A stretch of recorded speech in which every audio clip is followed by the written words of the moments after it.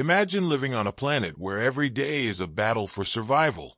Earth, classified as a Class 13 Deathworld, is home to creatures so deadly and environments so hostile that they defy galactic comprehension.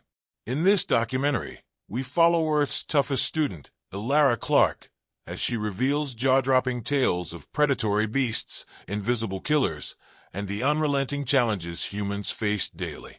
How do they survive? How do they thrive? Stay with us to uncover the secrets of Earth, the galaxy's most dangerous world, and the astonishing resilience of its people. Chapter 1. The Galactic Revelation. The galaxy had always been a place of peace and order. Thousands of worlds, scattered across the stars, were home to species who thrived in harmony with their environments. These planets were carefully curated, selected based on specific conditions that would foster the flourishing of life.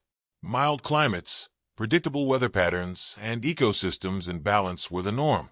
For centuries, this stability allowed civilizations to advance, focusing on technology, art, and exploration rather than survival. But everything changed the day Earth's classification as a Class 13 Deathworld was announced. The news spread like wildfire through the intergalactic network. In the halls of scientific institutions, scholars were left dumbfounded. Broadcasts were filled with shock and disbelief. A death world of such a high class had never been recorded before. The most dangerous planets known to the galaxy were Class 9, worlds that required the inhabitants to be in constant alert due to hostile environments. But Class 13? This was beyond comprehension. The Galactic Scientific Council held an emergency summit to discuss this new discovery. Renowned biologists, ecologists, and xenoanalysts from all corners of the galaxy gathered to analyze the data. The Earth dossier painted a picture of a world in constant upheaval. Violent storms capable of wiping out entire regions in a matter of hours. Tectonic plates that caused devastating earthquakes and volcanic eruptions. Extreme temperatures that ranged from blistering heat to freezing cold, and an astonishing array of predatory lifeforms that defied galactic logic. Every aspect of Earth's environment seemed hostile to life, and yet, humans not only lived there, they thrived. This revelation left the galaxy's inhabitants reeling. Most species had developed on planets that nurtured them, allowing them to evolve under relatively safe conditions. Their advancements in technology allowed them to control their environments, making them nearly impervious to nature's threats. But Earth was a place where nature ruled with an iron fist, and only the strongest survived. The very notion that humans, with their fragile-looking bodies and lack of natural defenses, could have evolved in such a place sent shockwaves through every corner of the galaxy. As the news spread, curiosity grew. In particular, the students of the Galactic Academy, the universe's most prestigious institution for higher learning, were fascinated. The Academy brought together the brightest minds from hundreds of different species, each excelling in different fields of science, technology, and combat. Here, the idea of a death world was something out of ancient history or horror stories, tales told to scare the young. But now it was real, and one of their classmates was from the most dangerous world ever discovered. Her name was Elara Clarke, a human exchange student. Until the revelation, Elara had gone mostly unnoticed. In a school filled with students who could read minds, manipulate energy, or possess superhuman strength, she seemed ordinary. She attended lectures, completed her assignments, and kept to herself for the most part. But with Earth's newfound Deathworld status, she became an instant celebrity on campus. Suddenly, her classmates began approaching her. Their curiosity piqued. How had she survived on a planet so dangerous? How did humans even come to be on such a hostile world? Many expected her to be different, to have some secret ability or hidden power that explained her survival. They whispered amongst themselves, theorizing about the true nature of humans. Some thought they must be impervious to pain, others believed they had untapped psychic abilities, and a few speculated that their evolution had been aided by some external force. But when they finally mustered the courage to ask Elara directly, her response was not what they expected. She was in the Academy's large communal lounge, sipping on a warm drink from her home planet, when a group of students, led by a tall, curious alien named Jalix, approached her. Jalix, a student from a calm, water-covered world, was the first to speak. "Is it true?" he asked. his voice carrying the tone of awe that the entire galaxy seemed to share. Is Earth really a death world? Class 13. Elara glanced up from her drink and gave a small, amused smile. Yeah, it is. The simplicity of her answer only deepened the group's confusion. Jalix frowned. But how? How can anyone live on a world like that? Setting her drink down, Elara leaned back in her chair. It's not easy, she began, her voice calm and measured. But humans are adaptable. You learn to live with it. On Earth, everything can kill you. The weather, the plants, the animals, even the planet itself seems to be constantly trying to wipe us out. But we survive. We always do. The students exchanged uneasy glances. How? Another student asked, unable to mask their disbelief. Elara's gaze swept over them, her eyes filled with something they couldn't quite place. Was it pride?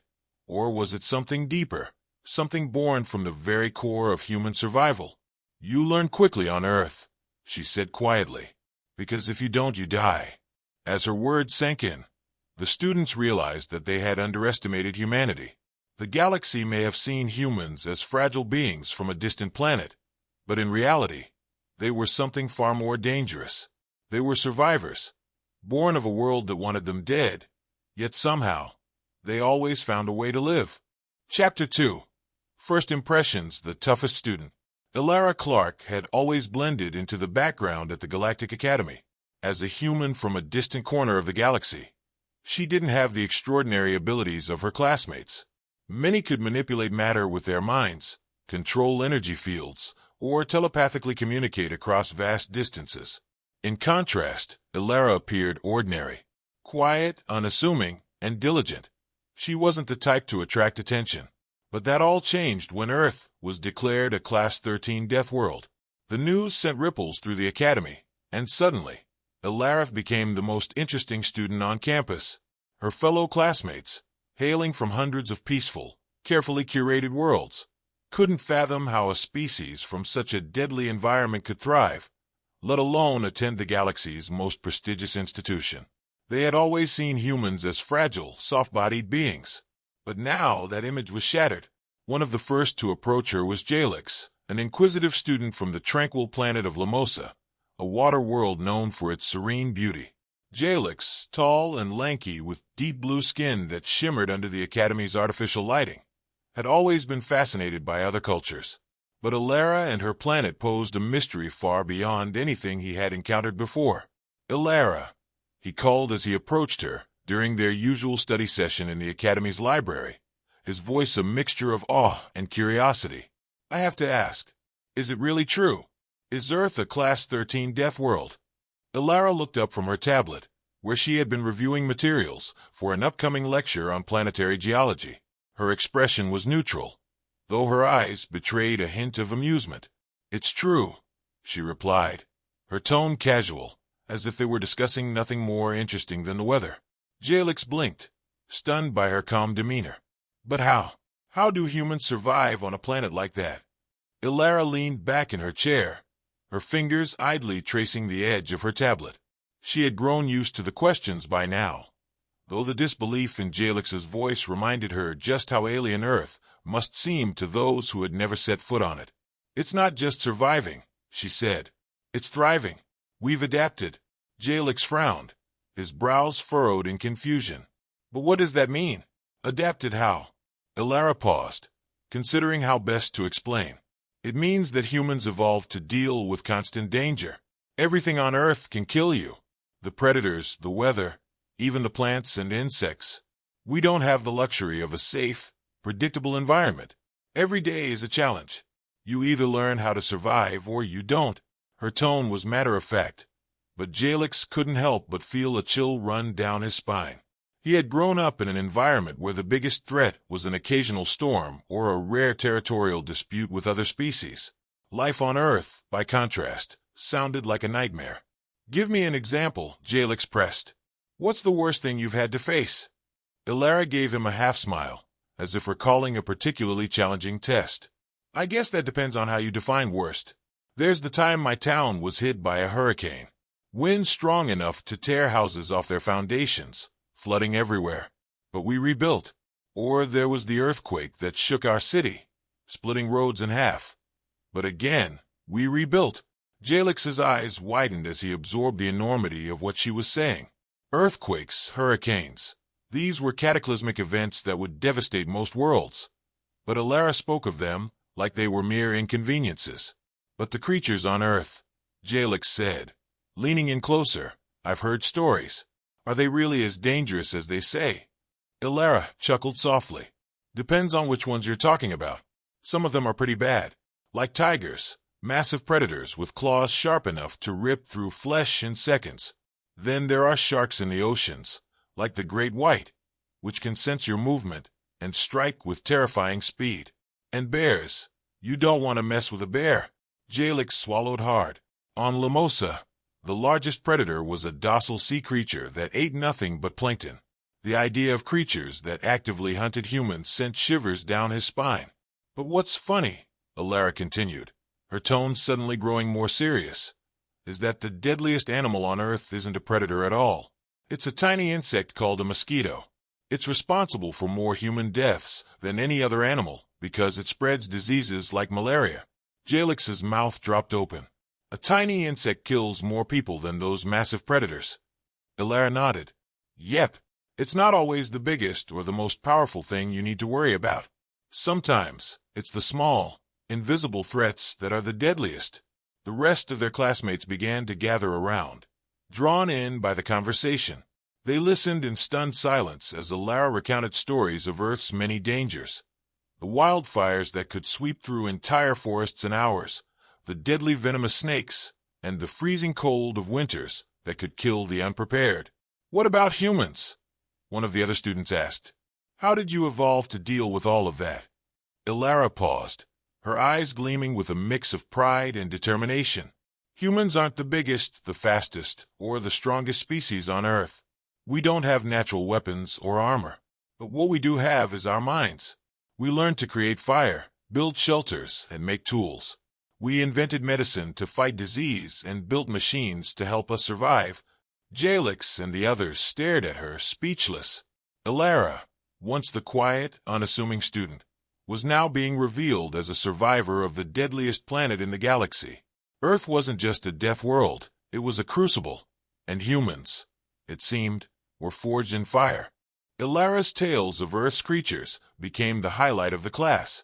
Her classmates found it hard to believe that creatures so dangerous could exist in such numbers. They listened with wide eyes as Elara described Earth's terrifying apex predators. She told them about great white sharks who ruled the oceans, capable of sensing the heartbeat of prey miles away. Then there were tigers, with claws that could slice through flesh in seconds, and bears, whose raw strength could crush a skull with a single swipe. But what truly shocked her classmates was her recounting of an insect called the mosquito. They are small, she said, holding up her fingers to illustrate its size. But they've killed more humans than any predator. They spread deadly diseases with just a bite. Jalex couldn't help but ask, if your planet is so dangerous, how do humans survive? With a sly grin, Elara replied, we became the most dangerous species ourselves. Elara's next revelation was the most surprising. While many species in the galaxy relied on technology to survive harsh conditions, humans adapted through sheer willpower and resilience. She explained how humans had evolved to not only survive on their deadly planet, but to thrive. Humans are problem solvers, Elara said. When we face challenges, we don't back down. Our bodies are strong, but our minds are stronger. We learn to tame fire, build shelters to withstand nature's fury, and even create medicine to fight off the deadliest diseases.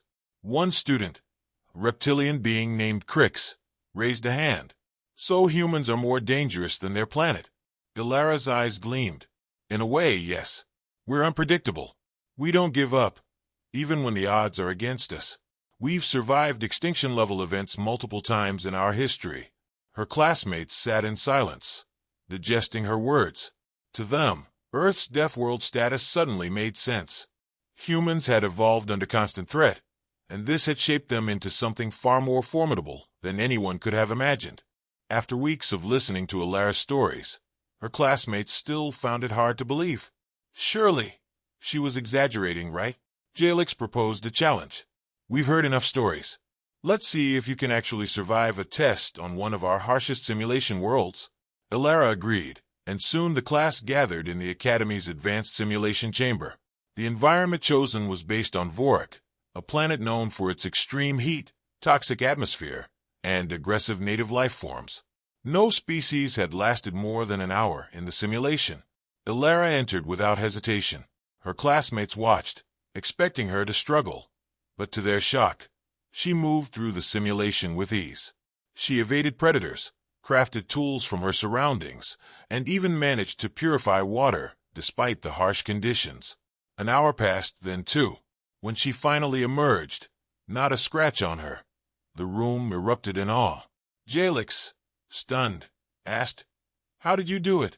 With a shrug, Elara replied, "I've lived on Earth. This was just another day at the office. The galaxy would never look at humans the same way again."